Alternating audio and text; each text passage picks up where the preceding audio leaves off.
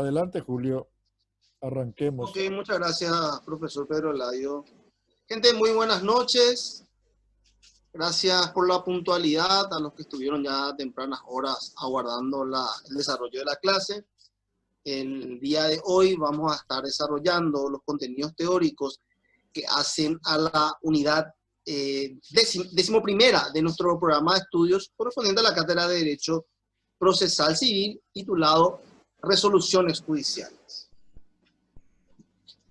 Como cuestión angular, debemos partir de la idea que nuestro procedimiento civil es esencialmente escrito. La fórmula a través de la cual se comunican los abogados con los jueces son los escritos forenses. Y los jueces se comunican con las partes y con los representantes de las partes a través de lo que se denominan las resoluciones judiciales. En una expresión, a manera genérica, la expresión resolución del latín resolutio omnis importa en un sentido primario el significado de desenmarañar y que en el ámbito judicial reciben todos los actos del juez tomados en el curso y como consecuencia de un proceso. La resolución no es otra cosa que la decisión adoptada por el magistrado dentro de los límites de su jurisdicción, aplicada al caso en concreto.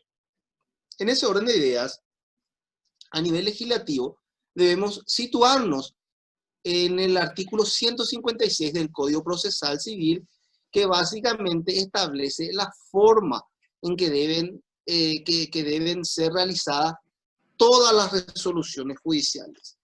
Anticipadamente les puedo decir que el Código Procesal Civil, cuando hablamos de la primera instancia, la instancia primigenia, establece tres tipos de resoluciones cardinales: las providencias, los autointerlocutorios y las sentencias definitivas. Independientemente de cuál fuera que fuese estas resoluciones, todas estas resoluciones deben reunir los requisitos exigidos por el 156 del Código Procesal Civil, que dice lo siguiente: los jueces y tribunales dictarán sus resoluciones en forma de providencias, autointerlocutorios y sentencias definitivas. Son requisitos esenciales de toda resolución la indicación del lugar y fecha en que se dicte y la firma del juez y secretario. Para poder ubicarnos gráficamente en el contenido normativo de nuestro Código Procesal Civil, en lo que respecta a las providencias, son aquellas resoluciones que resuelven cuestiones de mero trámite, de conformidad a las previsiones del artículo 157 del Código Procesal Civil.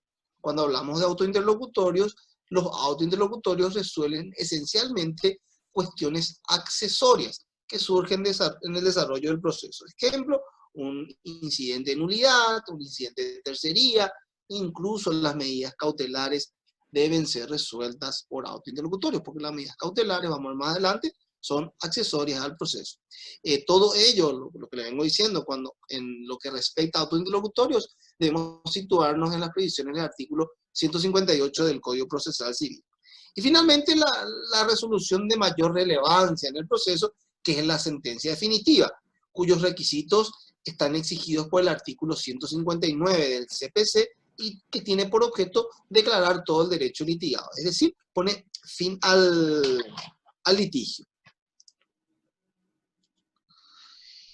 Para ubicarnos en el sentido gramatical de lo que es la sentencia definitiva, debemos decir como punto de partida que la expresión sentencia en sentido amplio indica la resolución del juez, en tanto que en sentido restringido se dice de aquella resolución que pone fin al proceso, declarando todo el derecho litigado.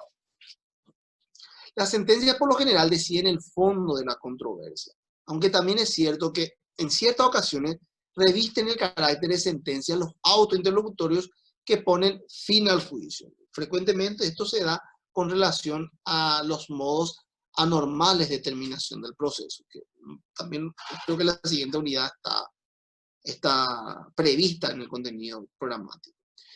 Pero no deciden sobre el fondo mismo del derecho sustancial. Puede ser también una excepción previa fundada en la ausencia de un presupuesto procesal, como serían la incompetencia del órgano judicial, o la falta de capacidad de las partes, o la falta de acción, etc. En estos supuestos se dice que la interlocutoria tiene fuerza de definitiva. En cuanto a lo que respecta a la sentencia de primera instancia, en un sentido más técnico, es el acto procesal del juez primigenio en el grado por la que se resuelve instrumentalmente la pretensión objeto de debate.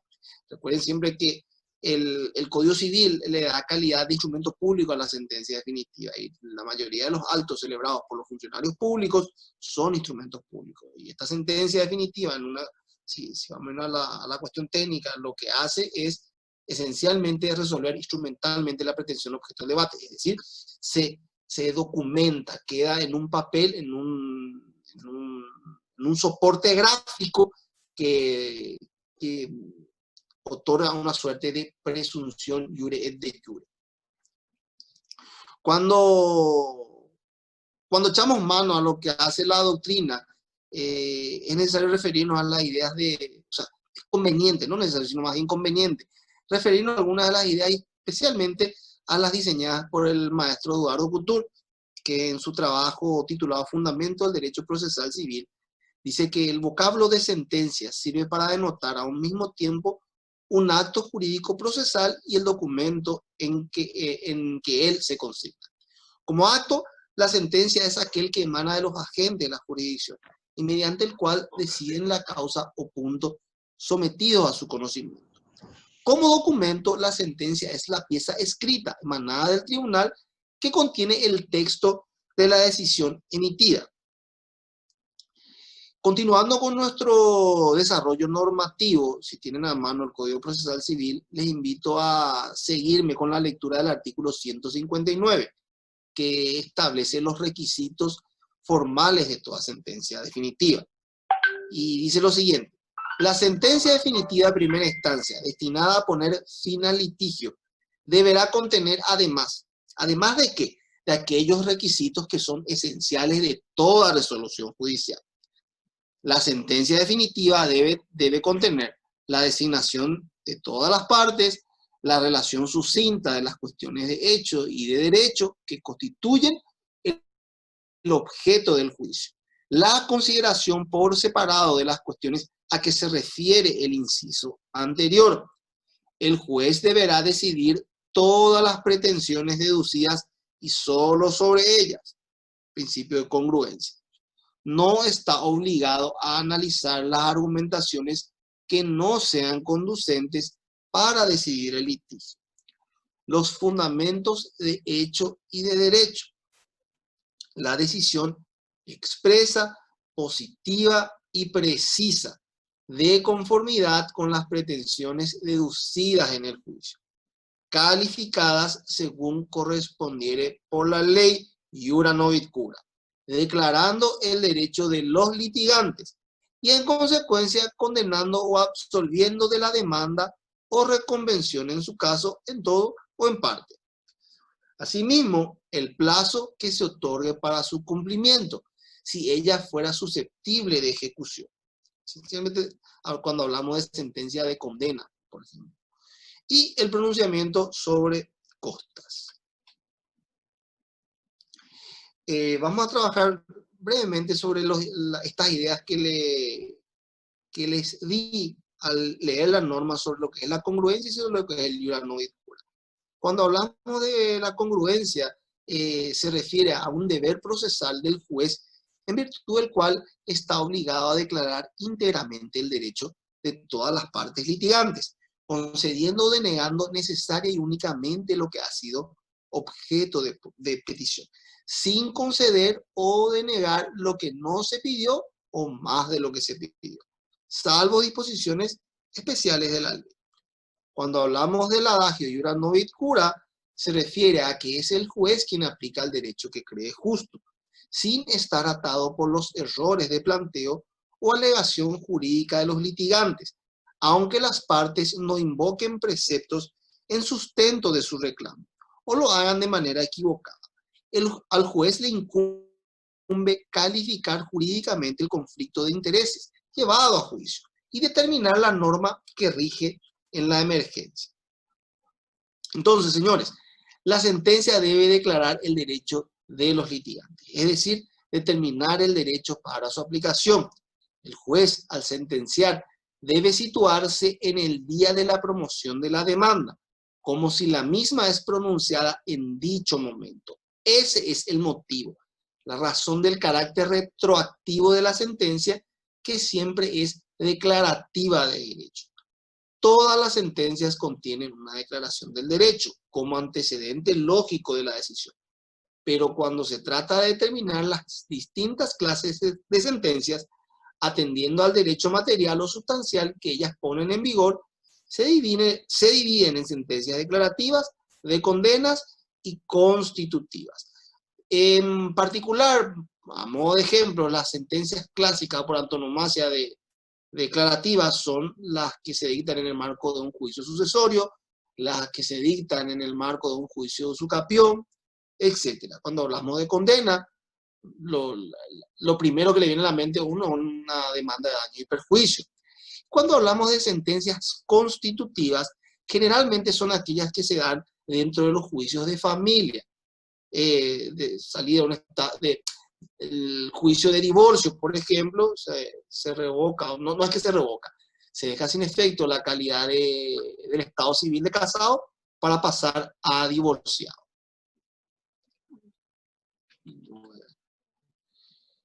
Siguiendo un poco con la explicación de en qué consiste cada una de estas sentencias, en cuanto a las sentencias declarativas, reconocen un derecho, expresando en forma precisa su existencia o inexistencia. Ejemplo, las que declaran la falsedad de un documento, la inexistencia de una obligación o la absolutoria que desestima la demanda. Todo acto de incertidumbre jurídica que no tenga otro medio de solución que no sea un fallo judicial justifica una acción declarativa y una sentencia de esa naturaleza, según previsiones del artículo 99 del Código Procesal Civil. En cuanto a las sentencias de condena, estas imponen el cumplimiento de una prestación a cargo de una de las partes en el proceso, que puede ser de dar, de hacer o de no hacer. Las sentencias constitutivas constituyen o crean un estado jurídico nuevo, no existentes antes, o modifican o extinguen el estado preexistente. Ejemplo, la sentencia de divorcio, filiación, insanía, separación de bienes, etc. Cuando hablamos de lo que es la absolución de la instancia, debemos entender que la sentencia debe estimar o desestimar la demanda o reconvención en todo o en parte, porque en nuestro derecho no se admite la absolución de la instancia, en cuya virtud la sentencia no condena ni absuelve al demandado por insuficiencia o falta de prueba, salvo los casos que la doctrina denomina frustración de la sentencia de mérito, y deja a salvo el derecho del actor para hacerlo valer en otro juicio sobre la misma cuestión, lo cual sería nulo. Esto tiene mucho que ver con el tema del uso de las facultades oficiosas que tiene el juez para pedir pruebas. Si, doctrinalmente hablando, si el juez no tiene los elementos probatorios suficientes para cerrar su proceso, para dictar válidamente la sentencia, debe recurrir a las pruebas oficiosas, porque puede desestimar una pretensión por falta de pruebas y eso hace cosa juzgada. Eventualmente no se va a poder plantear. Es por eso que parte de la doctrina dice que la absolución de la instancia no debe ocurrir en el marco de un juicio. Y es básicamente lo que faculta o permita que el juez haga uso de sus facultades oficiosas. En cuanto a la estructura de la sentencia, o sea, el día de mañana ustedes cuando litiguen o los que vienen practicando o trabajan con algún estudio jurídico, se van a dar cuenta que la sentencia tiene tres partes esenciales. Un resulta, que es el universo sobre el cual el juez va a hacer su razonamiento, considerando que básicamente lo que contiene es la inferencia realizada en función de ese universo que está en el resulta, y finalmente él resuelve que es la decisión arribada. Y este resuelve está concatenado entre el considerando, que es la inferencia, sería la premisa menor. La premisa mayor es el resulta, la premisa menor el considerando, y el resuelve la decisión. Eso es lo que también en doctrina se conoce como silogismo jurídico. ¿Cuáles son los presupuestos exigidos para una sentencia favorable, digamos, sentencia útil? El derecho, la calidad y el interés. Los efectos que produce la sentencia pueden resultar expresamente de lo decidido por el juez o indirectamente por disposición legal, sin perjuicio de que deban, en ciertas hipótesis al menos, ser también reconocidos por el juez, aunque a posteriori de la sentencia.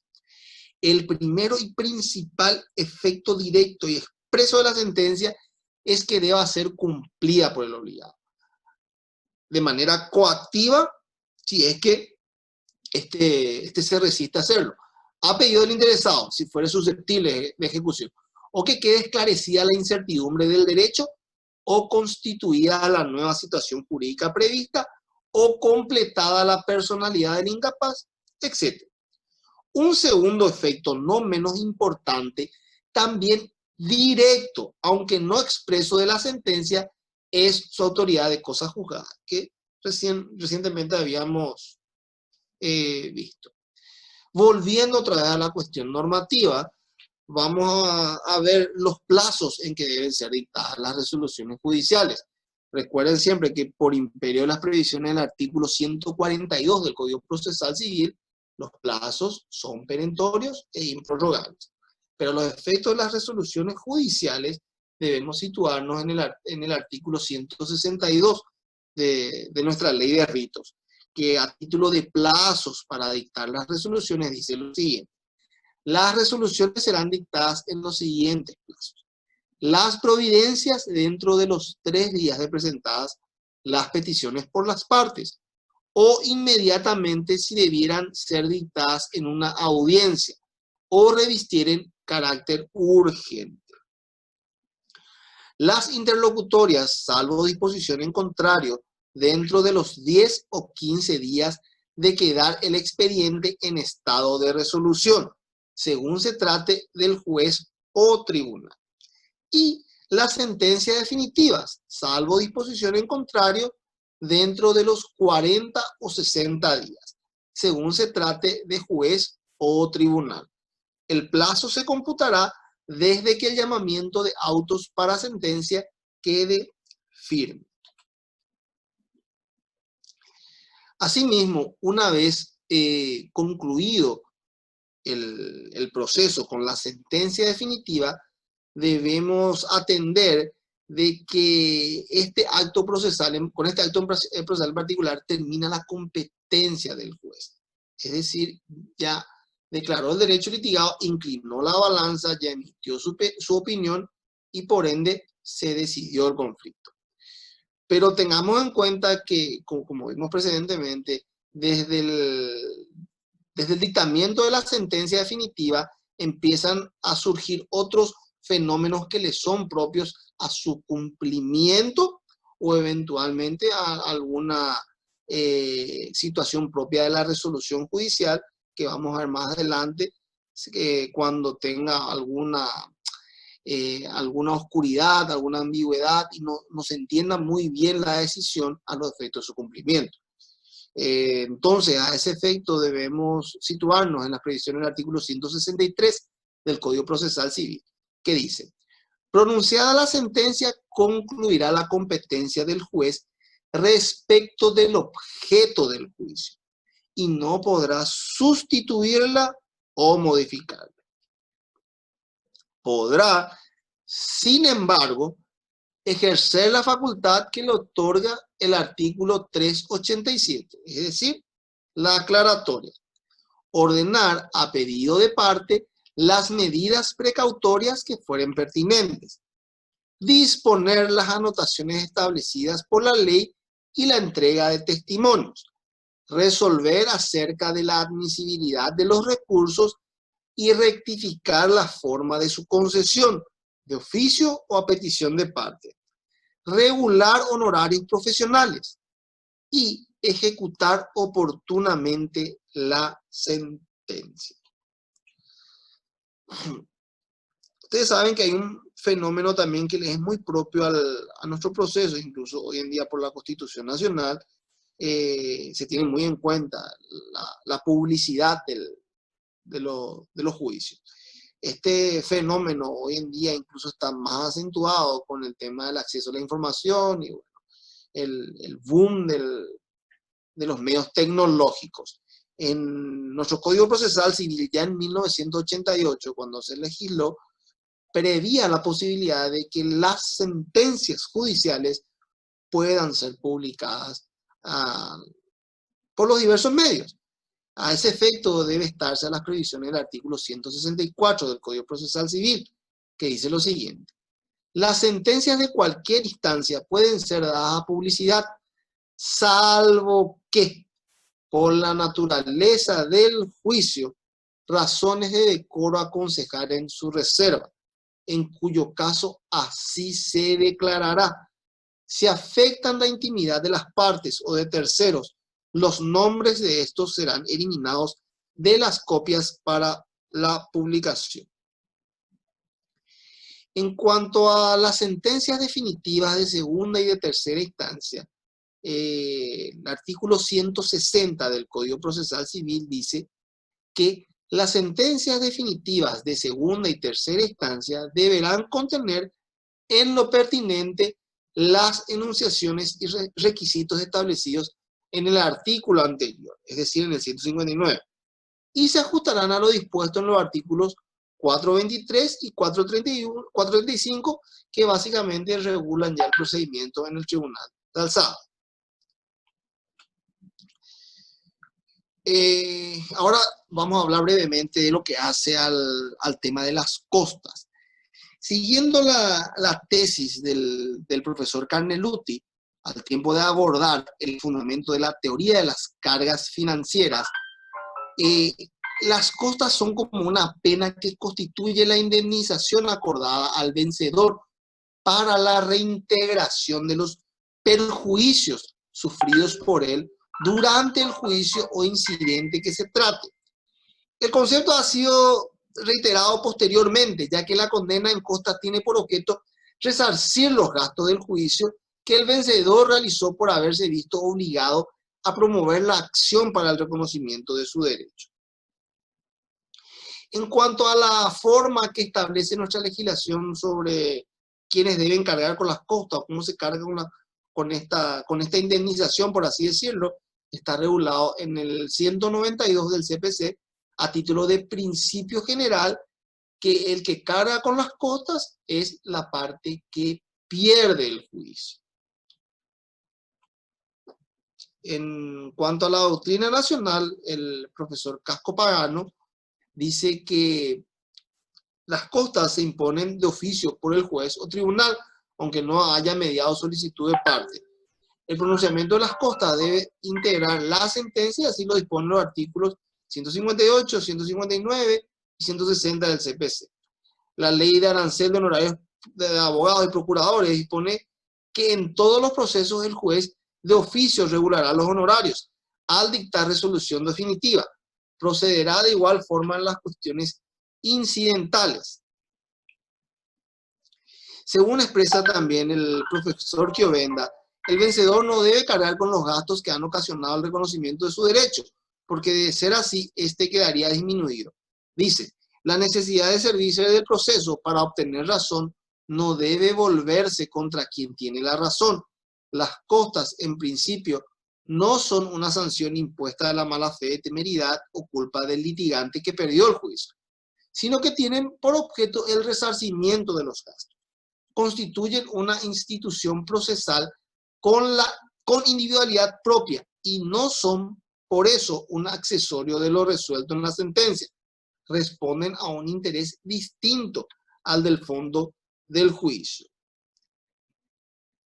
Asimismo, cuando el juez encontrare razones suficientes para entender que la perdidosa no debe cargar con las costas, puede eximirlo total o parcialmente de conformidad a las previsiones del artículo 193, pero a tal efecto va a ser de cardinal importancia tener en cuenta las disposiciones establecidas por el artículo 56 de nuestro Código Procesal Civil.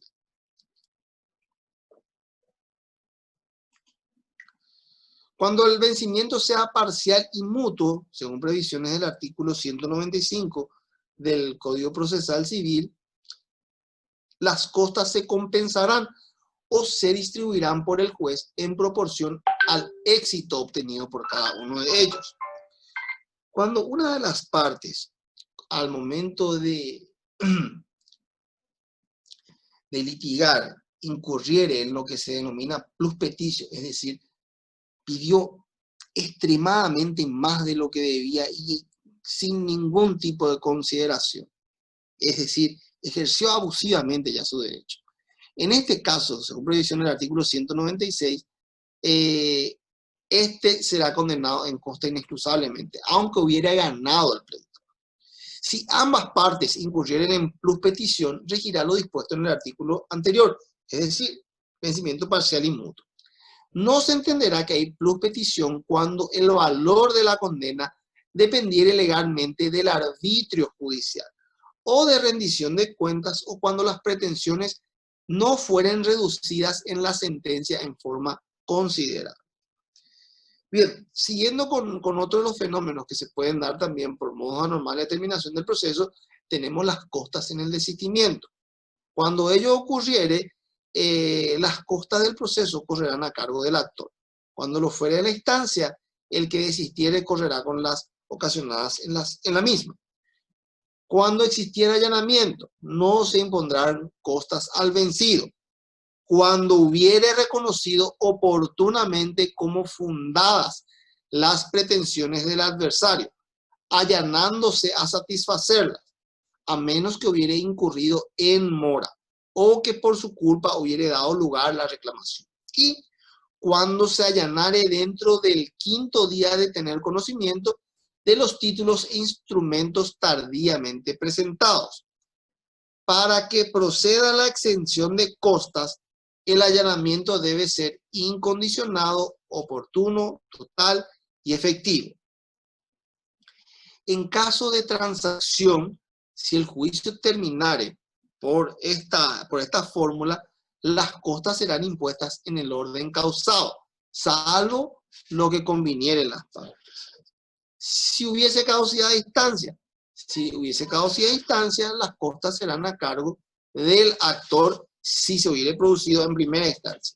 Si se hubiere producido en segunda instancia o tercera instancia, serán a cargo del recurrente. En los casos de liticonsorcio, es decir, más de una parte actora o más de una parte demandada, las costas se distribuirán entre los litisconsortes, salvo que por la naturaleza de la obligación correspondiera la condena solidaria. Cuando el interés que cada uno de ellos representare en el juicio ofreciere considerables diferencias, deberá el juez distribuir las costas en proporción a ese interés. Asimismo, gente, existe un fenómeno quizás extraño, pero las costas se pueden también imponer al vencedor, quebrantando el principio general previamente analizado. Y se da en el caso de que el vencedor haya actuado con ejercicio abusivo del derecho o con mala fe. Es básicamente lo que dice el artículo 202 de la siguiente forma. Cuando de los antecedentes del proceso resultare que el demandado no ha dado motivo a la interposición de la demanda y se allanare dentro del 5º día para contestarla, el actor será condenado en costas. El vencedor será asimismo condenado en costas en los casos previstos en los artículos 52 y 53 del Código Procesal Civil. saliendo de la idea de la primera instancia y yéndonos al tribunal de alzada, cuando se produjesen costas en segunda instancia, deberá estarse las previsiones del artículo 203 del Código Procesal Civil de la siguiente manera. Si la sentencia fuere confirmatoria de la primera instancia en todas sus partes, las costas del recurso serán a cargo del apelante. Si la apelación prosperare totalmente, el vencido será condenado a pagar todas las costas del juicio. Si el recurso prosperare parcialmente, las costas se abonarán en forma proporcional. Si ambos litigantes hubiesen recurrido y ninguno de los recursos prosperare, las costas se abonarán en forma proporcional. Y si se declarase desierto el recurso y hubiere lugar a la imposición de costas, estas serán a cargo del apelante. Sin embargo, el tribunal podrá eximir las costas al vencido en la forma prevista en la segunda parte del artículo 201 del CPC. Si por A o B motivo, cuando tanto la sentencia definitiva de primera instancia o de segunda instancia, el único agravio que le generase al recurrente fueren las costas, deberá estarse en las previsiones del artículo 204, que dice lo siguiente: cuando la apelación de la sentencia lo fuere solamente respecto de las costas, el recurso será concedido en relación y sin efecto suspensivo en cuanto al principal. Tratándose de juicio de conocimiento ordinario y de haberse producido actividad ante la Corte Suprema de Justicia, es decir, la tercera instancia, deberá estarse en las previsiones del artículo 205 del CPC, que dice lo siguiente: conforme a los principios enunciados precedentemente, la Corte Suprema de Justicia aplicará las costas de la instancia o del pleito, según sea el caso. Alcance de la condena en costas, es decir, ¿qué es lo que incluye las costas? La condena en costas comprenderá todos los gastos ocasionados por la sustanciación del proceso.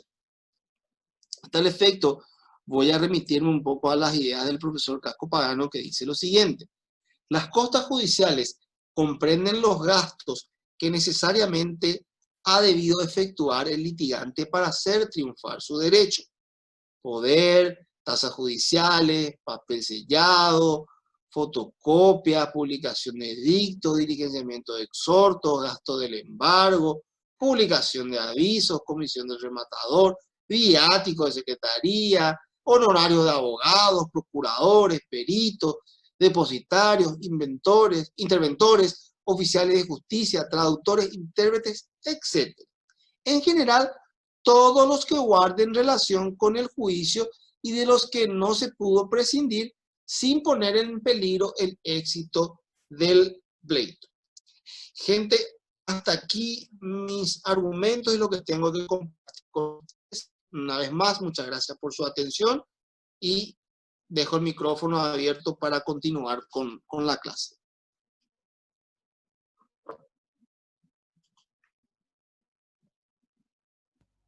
Bueno, muchas gracias, profesor Julio. Muy completa la exposición, abarcando todo el contenido de la unidad 11. Esta vez, como se habrán podido percatar, no había materiales en el Classroom sobre esta unidad. Ahora ya hay. Y procurando complementar un poco las fuentes que utilizan los estudiantes, simplemente como un modo de apoyo del proceso de aprendizaje, porque este proceso no se tiene que agotar simplemente en las clases virtuales que tenemos semana tras semana, ni tampoco ustedes tienen que utilizar única y exclusivamente los materiales que alzamos nosotros en la plataforma que hemos elegido. Simplemente son por decir así, destinadas a orientar la búsqueda constante y permanente de materiales que ustedes tienen que hacer. Reconozco en la medida de lo que permite el tiempo, ya que no es solamente derecho procesal civil que ustedes tienen que estudiar en este año lectivo, y más todavía por las dificultades ocasionadas por la emergencia sanitaria que nos impide tener las clases presenciales. Para sustituir las clases presenciales tenemos estas clases que debieran ser interactivas. No lo son, al menos en la medida que pretendemos los docentes, y todavía tenemos esperanzas de que quizás ya al terminar los exámenes de tercera oportunidad, que creo que ya terminaron, se vayan incorporando con más entusiasmo los demás. Yo veo con mucha preocupación que nuestras clases virtuales tienen, ahora por ejemplo somos 12 participantes, 3 de los cuales somos docentes, o sea, son 9. Después reviso un poco el video que yo alzo todas las semanas, a veces inmediatamente después de las clases, en el canal de YouTube, y tienen 7, 6. Una vez he visto que tuvo 12 visualizaciones. O sea, un promedio de 10, por decir así. Más otros 10, que nos llegamos a 10 ya últimamente, son 20. Y yo sé que hay más de 30, casi 40, 40 y... ¿Cuántos son, Claudia? ¿Cuántos alumnos hay actualmente, Claudia? 32, profe. 32 o 34. Bueno, pongámosle 34, de los cuales 8 o 10 están en las clases virtuales y otro tanto, no sé si son los mismos también, los que visualizan los videos que contienen las clases grabadas. Entonces hay una tercera parte, cuando menos, que no participa en las clases y que tampoco acceden a los videos. Y bueno, espero que no tengan problemas a la hora de las pruebas y se pongan un poco las pilas con nosotros, porque también los docentes nos desmotivamos un poco cuando hay poco entusiasmo o hay poco seguimiento de los esfuerzos que hacemos. No es que saquemos en cara, sino que también necesitamos un poco del estímulo para que nuestro entusiasmo no se apague. Bueno, comentemos un poco la clase de hoy. Seguramente que hay más de una pregunta que ustedes quieran hacer y nosotros estamos ansiosos por responder.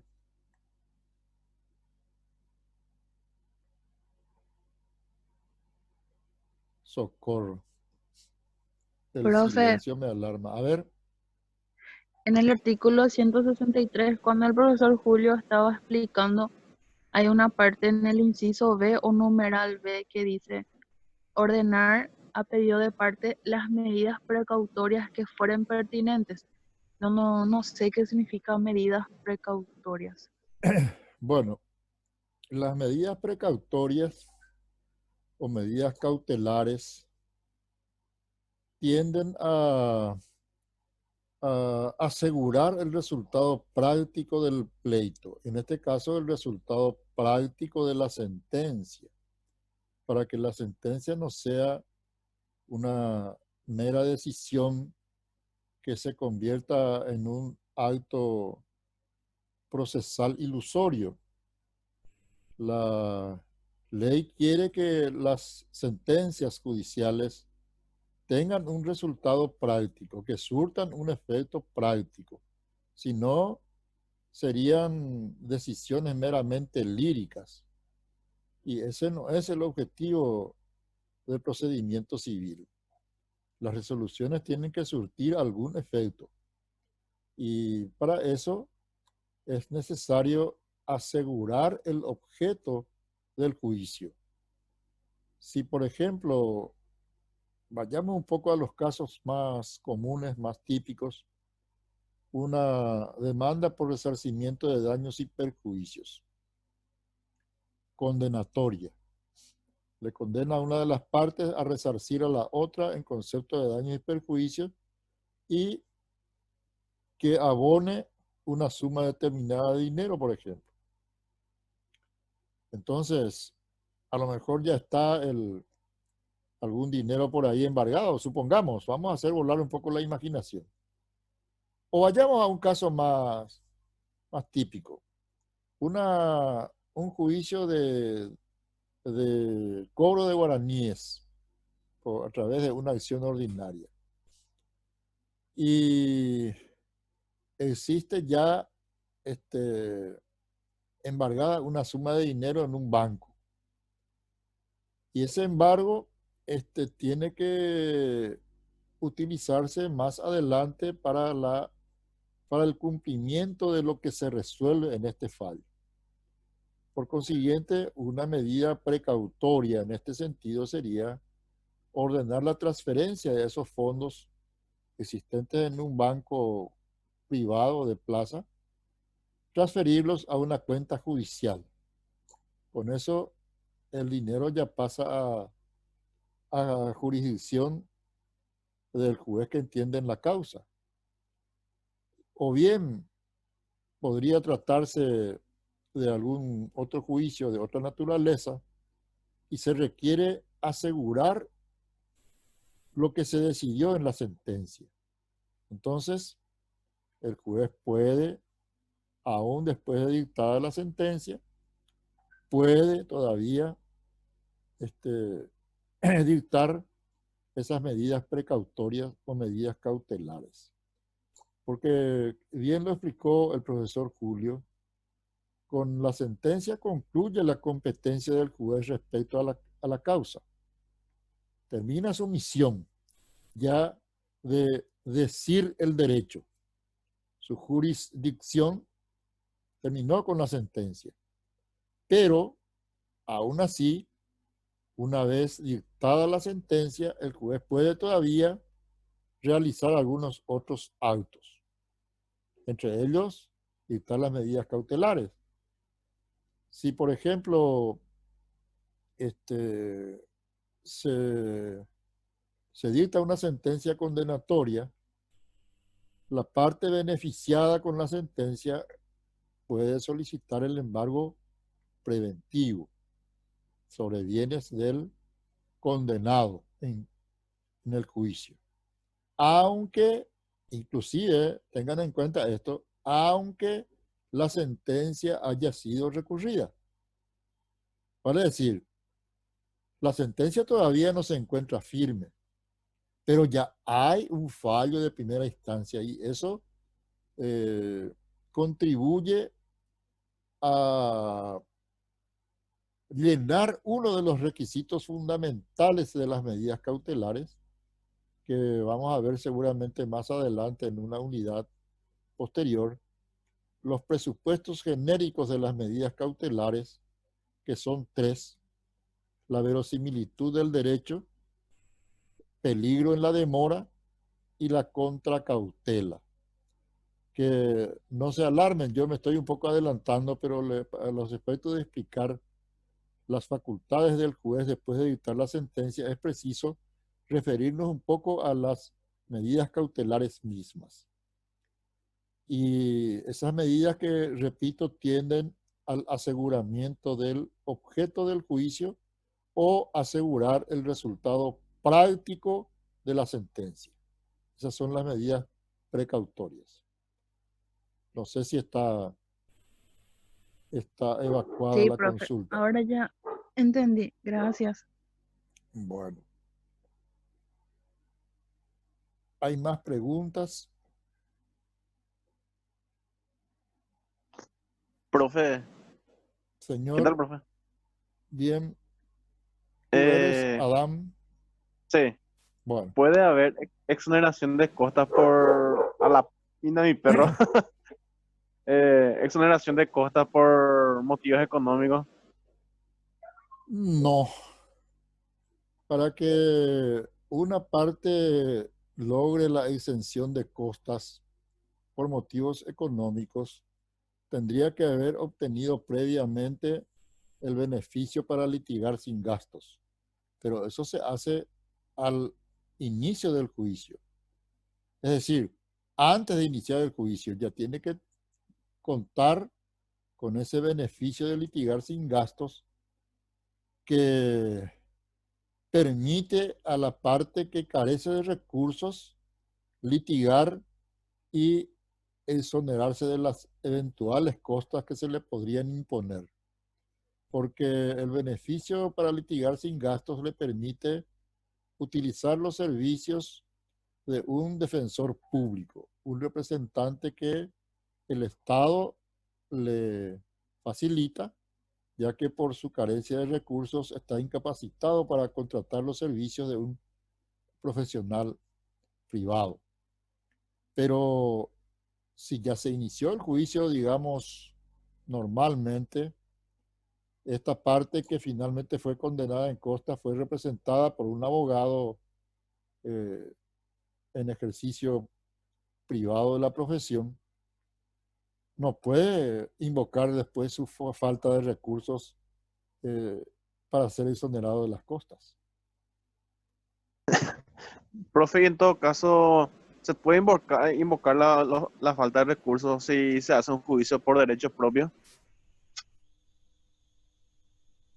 Y, y no se puede porque aunque litigue por derecho propio, la ley le obliga a contar con el patrocinio profesional de un abogado. Ah, entiendo. Importante saber eso, ¿no? Y antes de iniciar una aventura judicial, conviene saber cuáles son las consecuencias posibles. Sí. ¿Y cómo funciona, por ejemplo, si se necesita una pericia y hay ese beneficio de litigar sin gasto? ¿Quién corre con los gastos? No te escuché muy bien, Gustavo. Retumba un poco tu audio, no sé por qué razón. Voy a conectar el auricular y voy a preguntar de nuevo.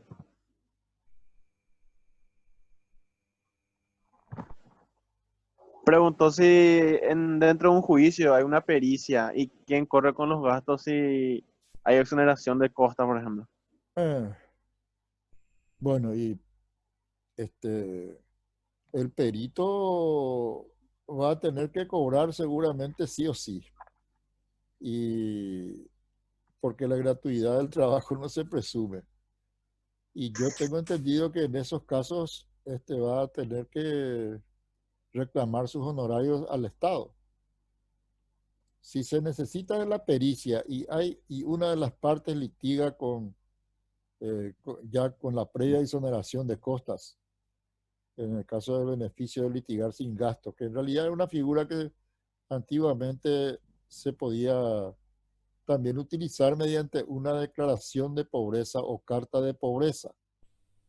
Como ese nombre es casi humillante, se, se sustituyó por esta figura que se llama beneficio para litigar sin gastos porque eh, el Paraguay está suscrito a convenciones internacionales que le obligan a facilitar el acceso a la justicia a todos los ciudadanos, independientemente de sus posibilidades económicas. Y para eso pone a su disposición los defensores públicos o defensores de oficio. Ahora bien, con lo cual se evitaría los honorarios profesionales de su representante convencional. Pero la pregunta de Gustavo es muy pertinente porque no solamente los honorarios forman parte de las costas, también lo son los honorarios de los peritos, de los oficiales de justicia, las el pago de los aranceles propios, las tasas judiciales, este, en fin, una serie de gastos, porque el ideal de justicia pronta y barata está muy lejos de cumplirse. Sigue siendo un ideal casi inalcanzable, porque ni es ni pronta ni mucho menos barata.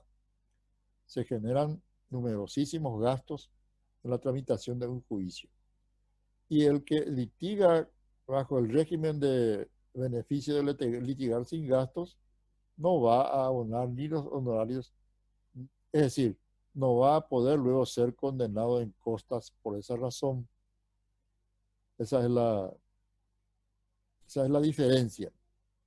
Julio, ya que estás de vuelta, necesito tu ayuda para responder una pregunta de A ver, Gustavo.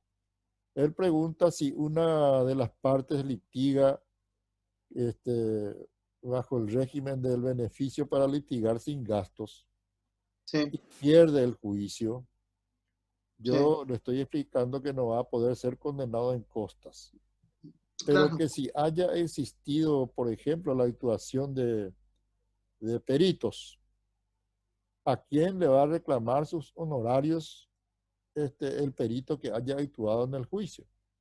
Ya que en no la va a parte poder solvente. reclamar a la parte vencedora, ¿verdad? Claro, ahí Vencedora. se reclama la parte que es solvente, porque el otro es insolvente. Bueno, ahí está la respuesta de Gustavo. Entonces, más bien es a tu abogado lo que no pagas, ¿verdad? Porque en todo caso ni una notificación no es gratis, ¿verdad? Entonces, todos esos costos, gastos, seguís corriendo si querés ya tener un juicio. No. El que litiga en esas condiciones no va a pagar ni los viáticos de los ujieres y demás, porque eh, por esa razón que ya expliqué antes, que eso le permite a toda persona acceder a la justicia independientemente de sus condiciones económicas. Y si logra a través de un procedimiento previo, logra esa declaración que solicita para obtener el beneficio de litigar sin gastos, va a ser exonerado de todos los gastos propios y los gastos de la parte contraria. Bueno, y ahí está también la costumbre de protestar costas en los escritos judiciales, No es ¿verdad? necesario. Son- No es Bueno, necesario porque la ley misma le obliga al juez a condenar en costas. es decir, a pronunciarse sobre las costas, dice, ¿verdad? Eh, Y como bien lo explicó ya Julio, la condena en costas es una condena accesoria a la condena principal. Y el principio general que establece el artículo 192 del Código Procesal Civil es que la parte vencida es la que soporta los gastos propios y los gastos de la contraria. Y en todo caso, si hay no estamos conformes, ganamos el juicio y no estamos conformes con la forma en que de las costas, se puede apelar solamente en claro, lo referente a las costas. Sí, sí, ¿Sí? sí. La sentencia se puede apelar total o parcialmente. Y porque a veces una sentencia consta de varios puntos, de más de un punto. Y bueno, la parte o los puntos que causan agravio pueden ser objeto de recursos. Y la cuestión de la condena en costas, como es una condena accesoria, se puede apelar sin discutir o sin impugnar la parte principal del fallo. Solamente apelo con relación a las costas. Y en ese caso el régimen de sustanciación del recurso es diferente. En un juicio de conocimiento ordinario ustedes saben que la apelación de la sentencia se concede libremente, libremente y con efecto suspensivo. Ese es El principio general también. Principio que tiene sus excepciones. Y por consiguiente, cuando se concede la apelación libremente, cuando llegue el momento de fundamentar esos recursos ante el superior, se le otorga al apelante el plazo de 18 días para fundamentar los recursos. Eso es en cuanto a lo principal. Pero cuando la apelación solamente se relaciona con las condenas accesorias, como las costas, por ejemplo, la apelación se concede en relación, lo cual significa que cuando llegue el momento de fundamentar esos recursos, el recurrente va a tener apenas 5 días para presentar su expresión de agravios. Esa es la diferencia cuando la apelación es con relación a las condenas accesorias. Está bien. Profe, Sí, señor. ¿y cuántos días, o sea, se tiene que pagar en el momento en las costas o se tiene un plazo de días, o sea, un plazo para poder pagar? No, ninguna resolución se puede exigir su cumplimiento antes de que esté firme, en primer lugar. Y, por ejemplo, en las sentencias que condenan a dar sumas de dinero, normalmente se establece un plazo.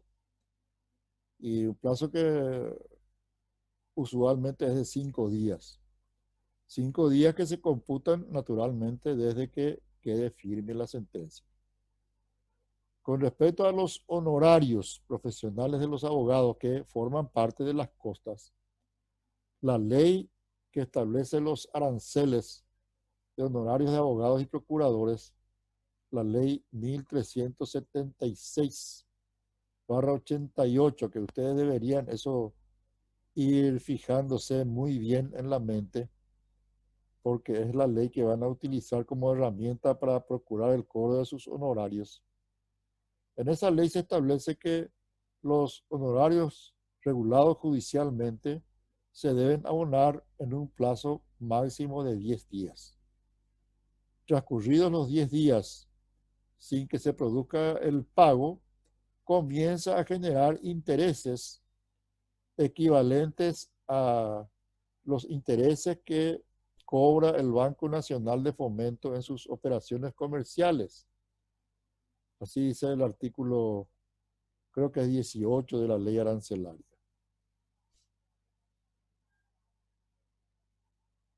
Profe, no sé si recordás ese caso del abogado que mandó rematar la casa de la señora, que no le había pagado sus honorarios por varios años y corría intereses, hasta que el abogado mandó rematar la casa que el abogado ganó para la señora. No sé si escuchaste ese tema alguna vez.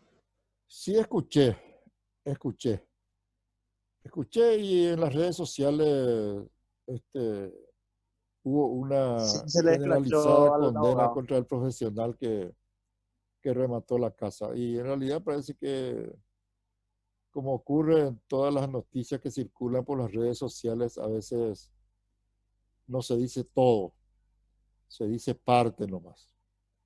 Y entiendo que allí hubo un convenio o un pacto de honorarios con la persona que fue beneficiada por la sentencia, pacto que al no ser cumplido naturalmente le da al profesional la posibilidad de regular judicialmente sus honorarios. Y una vez regulados, le reclamó primero, según lo que manifiesta el abogado, primero amistosamente y luego tuvo que recurrir a la justicia para perseguir el cobro compulsivo a sus honorarios. Y, y bueno, ni aún así logró, entonces el único bien que estaba a nombre de esta persona era justamente el inmueble que fue objeto del pleito principal. Y bueno, si no se produce el pago, yo creo que se llega al extremo de ejecutar los honorarios. El abogado también no tiene por qué quedarse sin percibir el fruto de su trabajo. Entiendo, bro. Y él quedó como el malo, como siempre. Y bueno, porque a veces la verdad se pinta de una manera y aparece con ribetes medio escandalosos. Si uno lee una noticia que diga, el abogado que ganó el pleito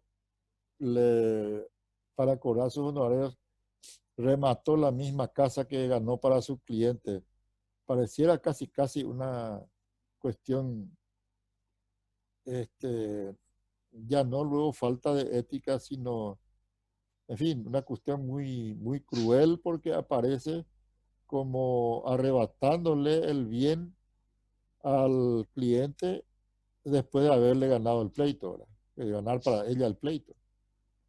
Pero tengo entendido que ese caso no es enteramente, no se desarrolló en la forma que fue pintada inicialmente y después fue objeto de aclaraciones por parte del abogado.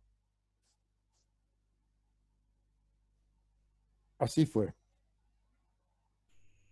Más Entiendo, bro. preguntas. Acá se trató hoy, por ejemplo, cuestiones sumamente importantes que después son obligados temas de examen, como la cosa juzgada, por ejemplo, que si bien ya fue materia de estudio en el cuarto curso del Procesal Civil 1 y está de vuelta en nuestro programa, estamos obligados a desarrollar y a incluir en los temas del examen. Y no estoy escuchando ninguna pregunta relacionada con la cosa juzgada y eso puede significar dos cosas. O ya se sabe todo porque en el cuarto se aprendió bien, o hay algunas dudas y no me animo a preguntar porque van a decir que cómo aprobé yo el, este tema del cuarto curso. Yo, profe, entré tarde, ya vine recién de un viaje y no pude, pero voy a ver el video, profe, en tu canal de YouTube. Sí, pero la cosa juzgada Sí, fue el último punto que desarrolló el profesor Julio. Bueno, y veremos si ven el video. Eso está a disposición de todos. Yo quizá un poco por mi tendencia a reclamar a los alumnos, pero con el propósito casi casi paternal de exigirles a ustedes un poco más de lo que pueden, que se sacudan un poco de la modorra que nos causó esta pandemia de la cual felizmente parece que estamos saliendo y que se pongan un poco las pilas y estudien en serio. Profe, Sí, ¿a qué se refiere el silogismo jurídico? silogismo. El Sí, silogismo, como ustedes saben, es una figura de la lógica. Habrán estudiado lógica, me imagino. Creo que se sí. estudia eso en el quinto curso del bachillerato, equivalente, a ver un poco, al segundo curso de la media, me parece que ahora. Lógica es una materia este, que se estudia para eso y lógica jurídica me parece que también se estudia en un curso anterior en la El Facultad de segundo. Derecho. Ayúdenme un poco con eso. Lógica jurídica creo que es el cuarto. El Primero o segundo, segundo doctor. año. ¿Eh? Segundo. Segundo. Segundo. Bueno, bueno, ya hace unos años que ustedes dejaron el segundo, pero deben recordar todavía la lógica jurídica. La lógica, así como dijo el profesor Julio, emplea el silogismo, es un mecanismo deductivo que permite arribar a una cuestión desconocida por vía de inferencia. Y se establecen tres elementos: la hipótesis, la tesis y la conclusión. No sé si es así, yo no soy docente en la materia de lógica, pero lo que recuerdo del bachillerato era así. Tenía 3 partes. Y la conclusión ya era el punto final que permite al que está realizando la operación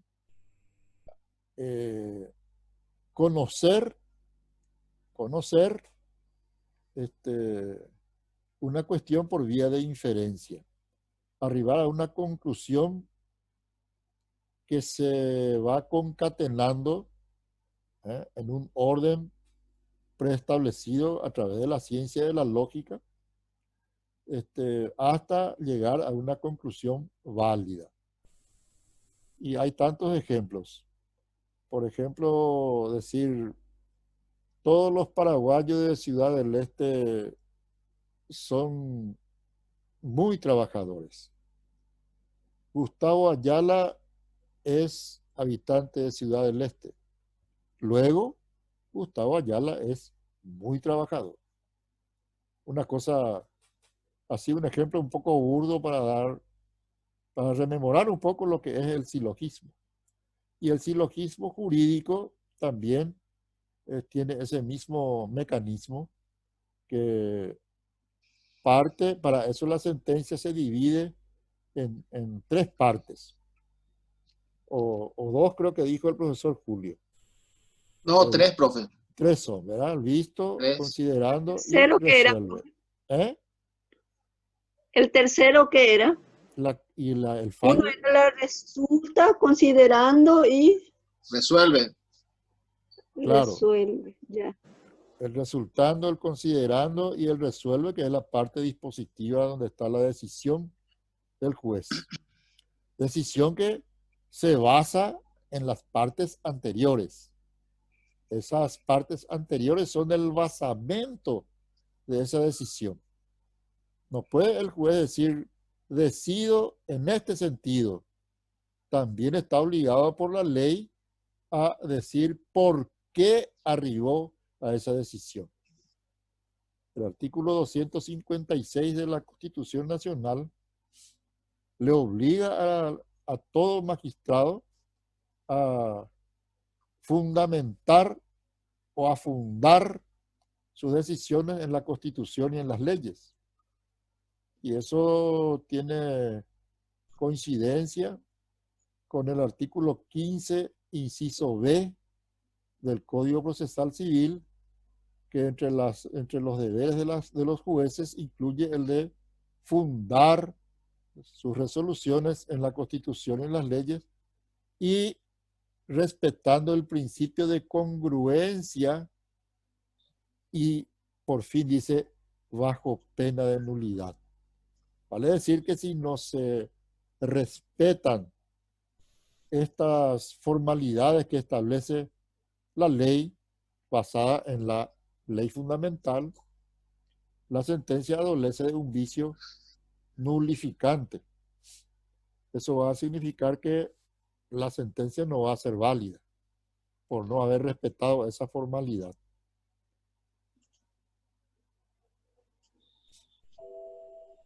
Entiendo, Bueno, profe.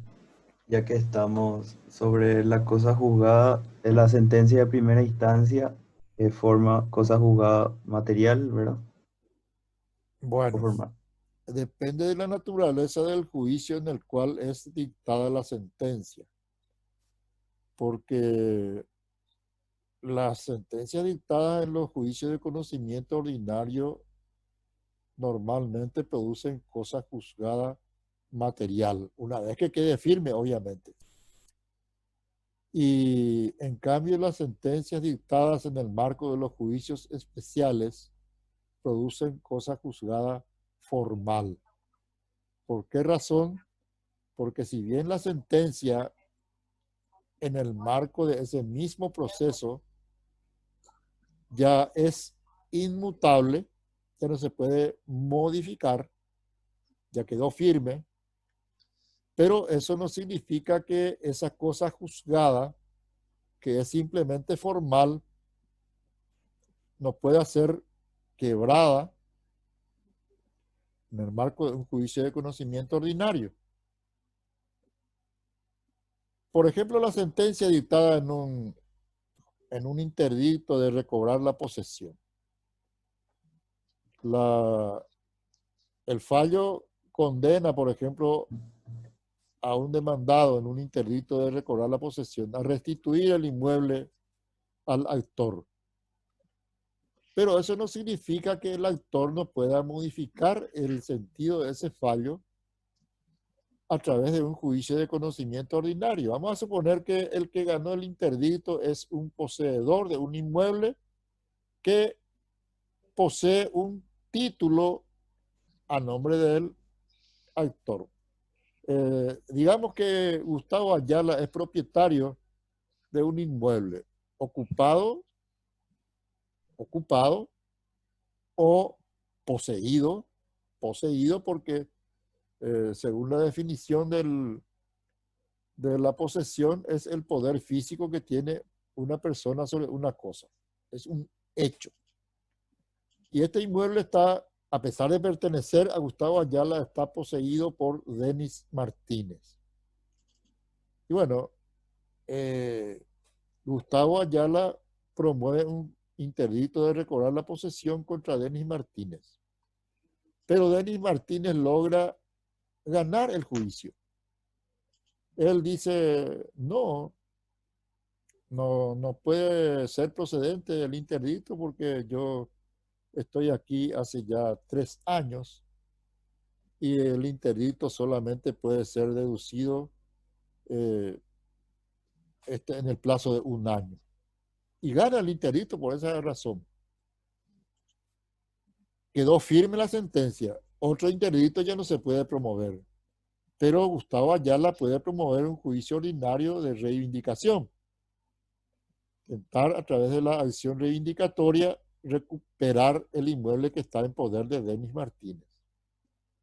Y allí probablemente va a ganar porque la acción reivindicatoria nace del dominio que tienen las personas sobre las cosas. Y el dominio está demostrado por medio de un título.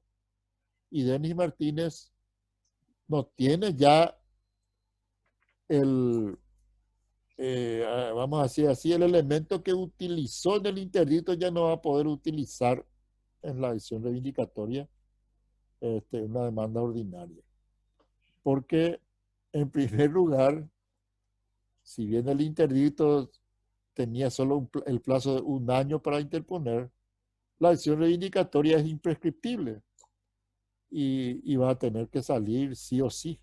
Y ahí se quebró la cosa juzgada, que era meramente formal. No sé si me expliqué bien, Gustavo.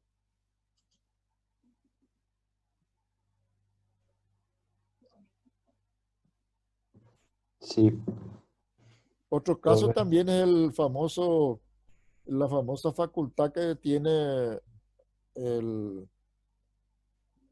las partes en un juicio ejecutivo, porque claramente la ley dice las partes podrán recurrir al juicio ordinario posterior en un plazo creo que de 30 días desde la sentencia firme y ejecutoriada, desde la sentencia de remate, porque así se llama la sentencia definitiva en un proceso de ejecución, sentencia de remate.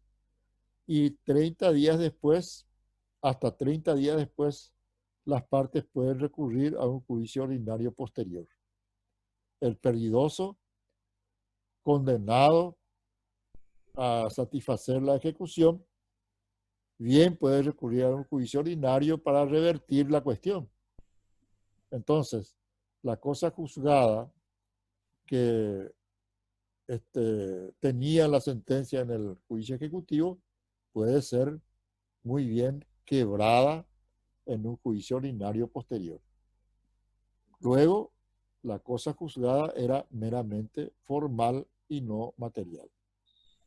Ahora bien, la cosa juzgada material, nosotros pensaríamos que es una cuestión que ya no se puede modificar ni de ninguna forma.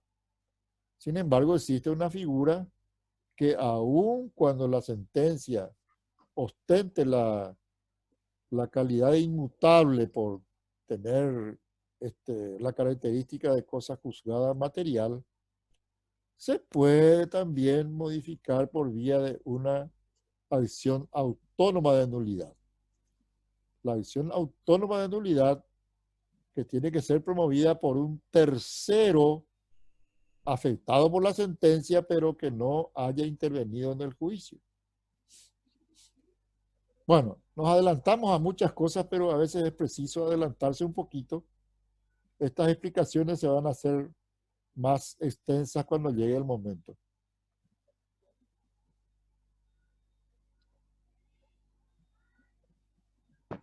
Interesante, bro. Pareciera que... ¿Hay otra pregunta? ¿No? Bueno, creo que está todo dicho por hoy. Muchas gracias, profesor Julio y profesor Denis, que está también ahí muy atento. Y gracias a los estudiantes que se han puesto las pilas para asistir hoy. Estamos, creo que, 9 estudiantes. Espero que los demás también. Yo voy a seguir alzando el video grabado en el canal de YouTube. Vamos a ver hasta dónde llega también mi entusiasmo, que tiene que ser un poco estimulado por los verdaderos interesados. Porque aunque no les parezca, cuesta trabajo, sobre todo cuando yo al menos soy un lego total en la materia, un autodidacta, un atrevido soy yo, porque entiendo poco de edición de videos y demás, utilizo herramientas muy elementales. A lo mejor los videos no son muy atractivos o no tienen efectos especiales que lo hagan atractivo, pero es lo que hasta donde yo puedo hacer. Estoy siguiendo un curso, sin embargo, para eso. Más adelante, a lo mejor los videos son un poco más atractivos también. Pero bueno, yo pongo a disposición de quienes estén realmente interesados en Para mi asistir gusto, a las profe, está clases. súper bien el video. Perdón. Para mi gusto, está súper bien el video. Bueno, me alegro. Para mí también, profe, las músicas que Está suenan al bien, bien inicio, cortado. está súper bien. Bien cortado, lo más importante. Bueno, Sí. las Ni yo puedo hacer eso.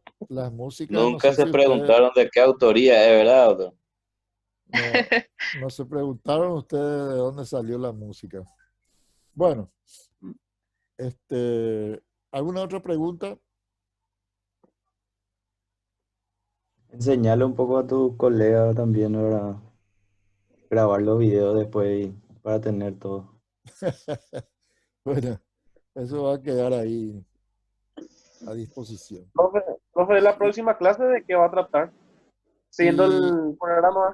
la siguiente unidad, lección 12, es otros modos de terminación de los procesos. Desistimiento, allanamiento, transacción, conciliación y un elemento que va a ser TDE, tema de examen, caducidad de la instancia, una figura bastante utilizada, bastante vapuleada, que tuvo que ser objeto de una ley especial modificatoria de una norma del Código Procesal Civil para poner orden en el asunto. Pero de eso vamos a hablar el próximo miércoles.